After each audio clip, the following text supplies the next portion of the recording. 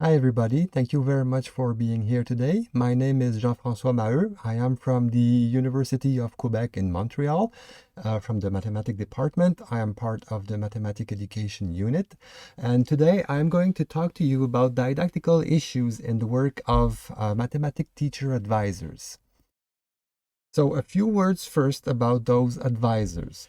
What do we mean by that? Well, they are actually people of many names. Sometimes we call them advisory teachers, sometimes educational consultants, instructional advisors, pedagogical consultants, special advisory teachers, or teacher advisors, and many other names. So there's no really general way of generally accepted way to name those people. But the people I want to talk about today are those professionals whose work consists in supporting teachers and sometimes other people in the school with different issues related to teaching and learning. So, for example, you have some of those people working more specifically on assessment, on inclusion, on technology, on curriculum development, on planning. Sometimes they are specialized on topics or disciplines, for example, mathematics, and so on. And they are generally seen as, experienced, knowledgeable experts who contribute to teachers' professional development. That's their job description. So who are they? Well, we don't have a very clear picture, but we know that most of them seems to be experienced teachers to begin with, often with more than 30 years of teaching experience behind them.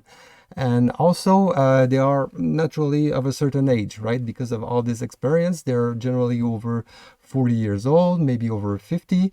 And there's an about 1.2 female to male ratio, a little bit more female generally doing this job. We also know that many of them engaged in graduate studies, or at least they thought about it at some point. And we also know that in most cases, there is no formal training to become an advisor, a teacher advisor. There are very little also opportunities for professional development for them that exist. What are their roles? So what exactly are these people doing? Can we be more precise? Well, again, research is helpful here.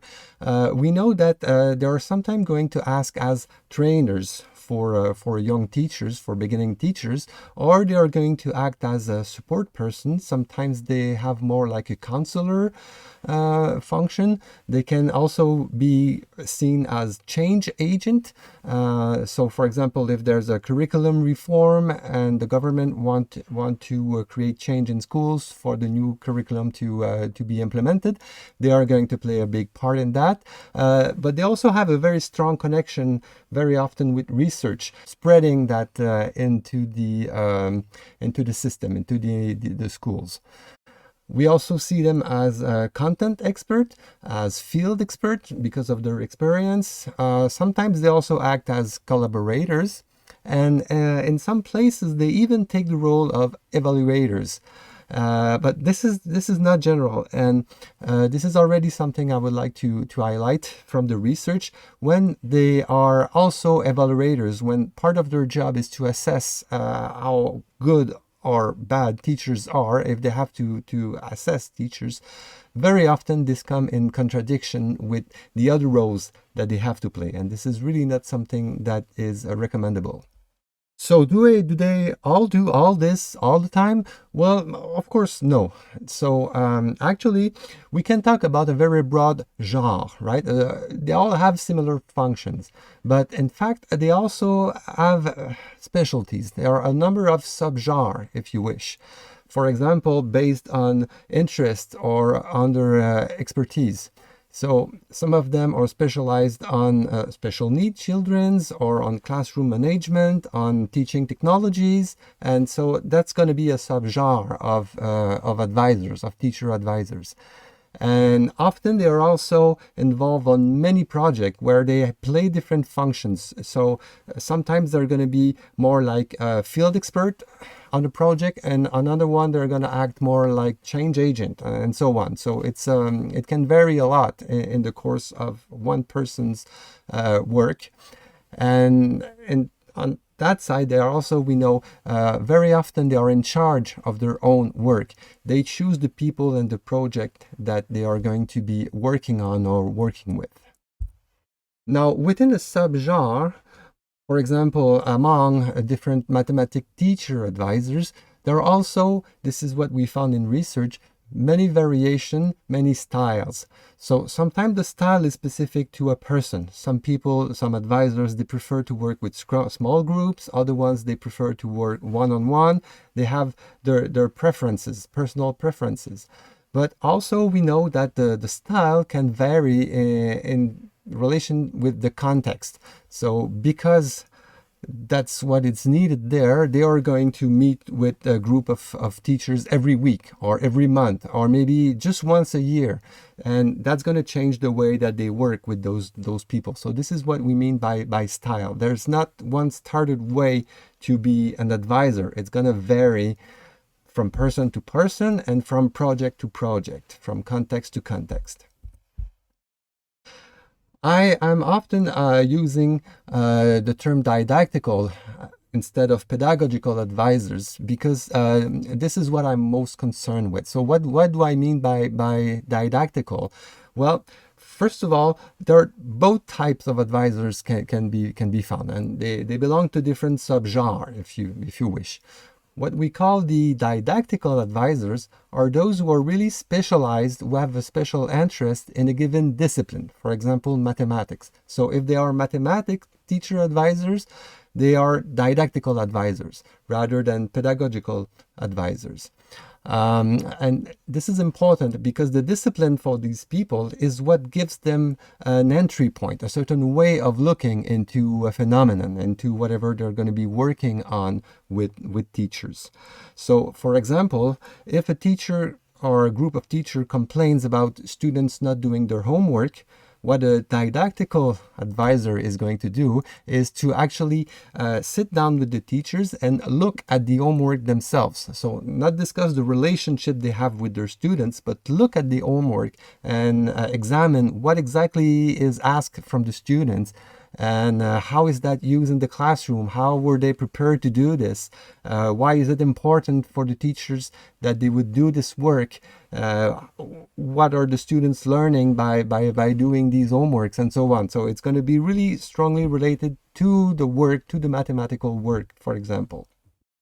We are ready to talk a little bit more about didactical issues in the work of mathematics teacher advisors. So what I'm sharing with you today comes in part from project research that I've been conducting with colleagues in Quebec since 2016, and more specifically on a collaborative research project on problem solving in mathematics education in relation with the work of didactical consultants. That's the way that we call them at the time. So that is taking place in Canada. You have it there on the map in Quebec. That's the part in red. And what we've been doing in that research project is to have work sessions conducted with 10 advisors from different school boards across the province. And we were sitting together and working and discussing around questions of how do we do problem solving in mathematics classrooms. And one of our goals in that research was to better understand the professional activity of those teacher advisors. So you have here a link to the GREFM website, and I gave you here an example of one of the papers that we wrote in English. It's available on the website if you want to know a little bit more about this project and the work that we do. How are didactical issues involved in their work? So this group of consultants that we were working with. Well, first, to answer this question, we need to become a little bit more specific. So what do we mean by didactical issues? What does it mean? Didactical. There are different ways to try and come up with a definition. There is one, for example, by Vergniaud that you can see here. So again, it's the question of knowledge that is at the center. So what are we talking about? What is the topic? What are those mathematical ideas that we are working on? The object of the analysis overall is the process of building the relationship to knowledge for students, right? And so again, there are many different entry point in the didactical work of the teacher, but it's content specific. So we were working with mathematic advisors. It's the mathematic reflection, didactical issues in relation with mathematics that we were concerned with. And it also concerns very specific situation and activity. This is what didactical issue mean. It's not just fractions, but it's fraction in this problem, in that activity, right? We want to go deep details inside what is taking place. It's a very fine-grained analysis of the concept at play, right? And all the concepts that can be around it. So if I'm saying fractions, then what are fractions related to? Or if it's function, what kind of function, where the function come from? So what is the part of this mathematical concept in the activity? Is it something that comes at the beginning or at the end? Is it a prerequisite knowledge or something that we want the students to construct, make sense of? In what ways? And then what are different means or ways to work on that, with that mathematical ideas? What are different representation? What are different definitions? What are different ways of understanding them? Are there any known students' difficulties? So this is what it means to take a didactical perspective on something. We wanted to know more about the professional work and what characterized their actions from a didactical perspective. And we found those 4 different aspects that are very present and very important at all moments in their work. On the one side, there's a perception of the discipline of mathematics that is very important to their work. The people we were working with, they really strongly believe in mathematics as a meaningful human activity, something that offers way of thinking, something that can be relevant to students' life. And this was always very present in the way that they worked with teachers and what they wanted to do with them and how they were acting as consultant. There's also their understanding of teaching and learning mathematics that was also extremely important and always present. So, for example, they were big believers in the student-centered approach. They believe that we should make room for struggle, to be supportive, to welcome diversity in the students' work.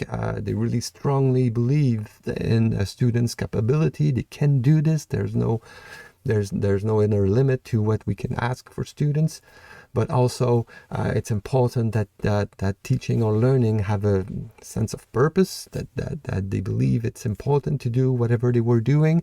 So their understanding of teaching and learning was really strongly present in the way that they were acting as consultant. We can also see that they have various ways of doing, different means to carry on their work as advisors. And this is something very interesting.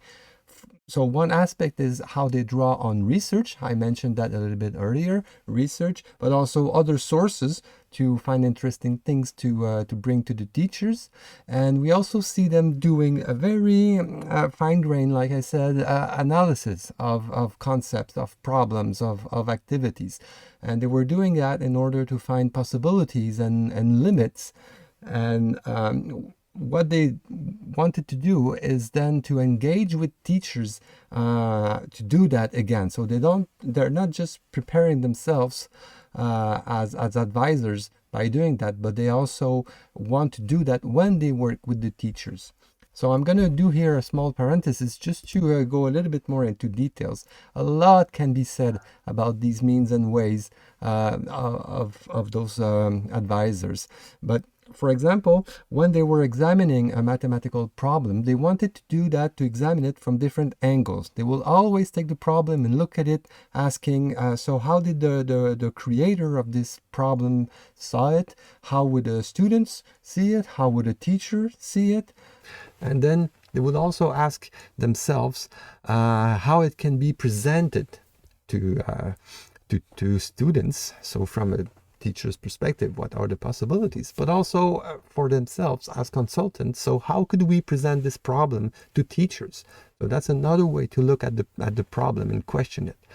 They will, of course, examine it very carefully to try to understand what is at play mathematically, right? What could be difficult in this problem?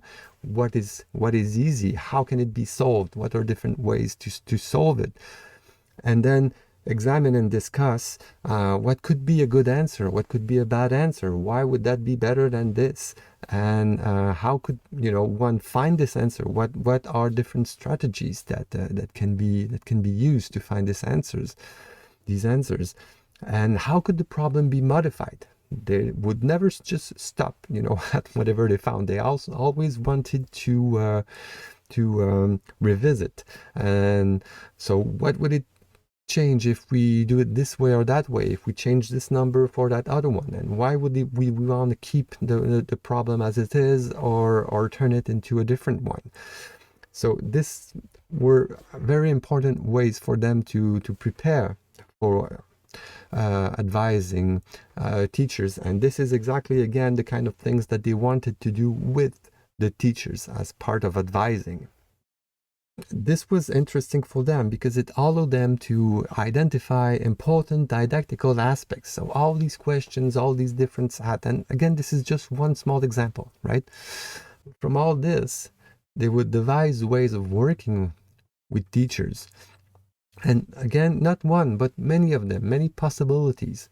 They would say, okay, so maybe we could present them this as an interesting activity to do with their students, or maybe we could confront them with this problem because it's very ambiguous and it's difficult to get your head around it, and so it raised good questions. Or they could show them some student strategy and say, here are 5 ways to solve this problem. What do you think of that? Or have them solve some problems, right? And so they would, for example, say, okay, so this is a very good problem, but to really understand what's going on, you have to try to solve it yourself. So we could do that with teachers. We could give them this problem and they work on it, and then we come back and discuss what happened. Or for example, discuss possible mistakes that students could make on a given problem, and that become an object of conversation, or ask teachers to create or modify problems. So these are all ways of working with teachers as advisors that they would use, and they can come up with those ideas very specifically after examining a problem from different angles, for example. So many possibilities for working with teachers. This is how they would prepare themselves to go and be advisors. And finally, I'm going back to those characteristics. The last one that is also quite important in their work at all moment, and it's the finality, the intention they have in terms of professional development. So a lot of what they will do is to try and bring the teachers to grow as reflective practitioners. Right? They saw the teachers as knowledgeable, as respectable, and it was very important for them to recognize that the teachers were subject to constraints, that yes, of course, they were sometimes or even often resistant to change, but they are capable of changing. They are capable of trying new things, of being interested, and what matters is really to bring them into thinking, into finding their own solutions, into becoming more reflective of other practice and so on. And this was a very core issue again behind the work of those advisors. And one way to wrap all that together, if you want, is to see that what they're actually doing is a didactical problematization of the subject, of the issue. What they're doing is to problematize. So what do we mean? Problematize is to make something into an issue. It's to make something into a problem. By considering, elements that are involved as challenge, you could say problems, or means to address them. So there is this thing, now we have to turn this situation into a problem, into an issue, into something that we're going to be working on. So there are two levels. On the first, you have this, what we call the laying out of the land, trying to get more precise in terms of what is this about. So what is problem solving about? What can it be like? What do people say about that? But also, what does it mean in the context of teachers, of a classroom, and so on. So just understanding more generally what is the issue.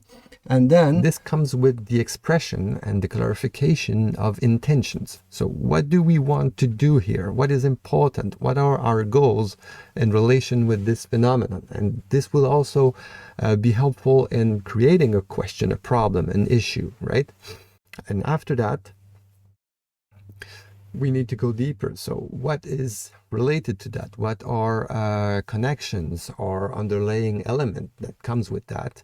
And all of this, like I said, is part of identifying, if you wish, the problem that they want to solve, but also envisioning various course of action. But when you ask the question, you also somehow already frame the answers, ways of answering, not the specific answer, but some ways of addressing it. So this is a very responsive attitude in the way that, like you see it in the blue box, this the dialectical problematization is not only for them, but it's also for the teachers. This is what they want to do. They want the teachers to problematize didactically, from a didactical perspective, whatever issue they face, they encounter during their work. And as advisors, what they want to do is not to provide ready-to-use solutions, but actually they prepare themselves to go work with teachers to create answers, to create solutions together, solutions that would be relevant for those teachers, that would be situated in their context, and they want those answers to emerge, to be a result of the work of them and the teachers together, again, to empower teachers to realize that they are creating their own solutions to the problems that they come to identify, and that they can do this by creating the problem as a didactical problem, by doing all the things that I was showing you here. Oh, maybe now just a few words to finish. What can we say about all this in relation with the Cambodian context? From what I've seen, I think that teacher advisors is the most needed profession in Cambodia. Educational advisors are rare in Cambodia. There are sometimes working for private companies or NGO, like you have an ad here for a position that's open in Phnom Penh right now, but there are no institutional structures for those advisors, and maybe a part of that is because of the traditional forms of mentoring in Cambodian schools. So if you know a little bit about that, you'll understand what I'm talking about, the way that new teachers get mentored kind of naturally by older, more experienced teachers in the school. So maybe this is part of why it seems to be a little bit less indispensable, but I still think that it's most needed profession, in part because it would create a pathway for excellent or excelling teachers. It would be a good way to promote excellence in teachers, in teaching, because these teachers will have somewhere to go. They might have a goal in becoming something more than just a teacher or well-regarded teachers in their school. And I think that it would always also support the spreading of innovation and the development of local and culturally relevant answer to many challenges faced by educators in Cambodia. So if those great teachers can not only help the teachers in their school, but also in many other schools, this would be fantastic. This is something that we want. And from the way that we've seen that advisors work with teachers, it's also not only the spreading of answers, but actually the spreading of competency to find answers and help teachers develop.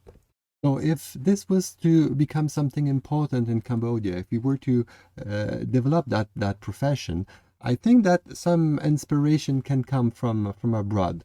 So on the one hand, like I said, there's some research that is being done on educational advisors of different kind, and I think that though some of those models can be inspiring. But I also want to insist, I think it's very important that we have a Cambodian design, that we create our own approach in Cambodia, that it's not just the mapping or the copying of a model that exists. It's going to have to be relevant to the Cambodian structures and context and so on. You have here an example with a link of a framework that was developed in Quebec, where I work. You can click there. This is an English version, and I'm sure it's going to be something interesting for you to read. Now, if I can insist on maybe two little advices. The first one, like I said before, would be really to keep the evaluation function separate. So it's possible to create a profession made for that, to evaluate teachers, to go around, inspectors, for example. But if we're going to have advisors that are going to go around and help teachers develop professionally, I think it's very important that they would not be seen as evaluators by those teachers. And the other one is to make room for diversity of expertise. There is something fruitful in having different kinds of advisors, and some that are maybe, like I said, focused on mathematics, or focus on special needs, or focused on technology, or focused on classroom management. And the idea is that you have different kind of people that can interact with different settings, different questions in different ways, and you will never find a global perfect solution for everything. But you want to find many ways to improve in from different perspective, and that's going to be for the benefit of all. So that's all for me. Thank you very much for listening. And if you have any question or you would like to continue this conversation, please do not hesitate to email me. I'm very happy to keep discussing this with you.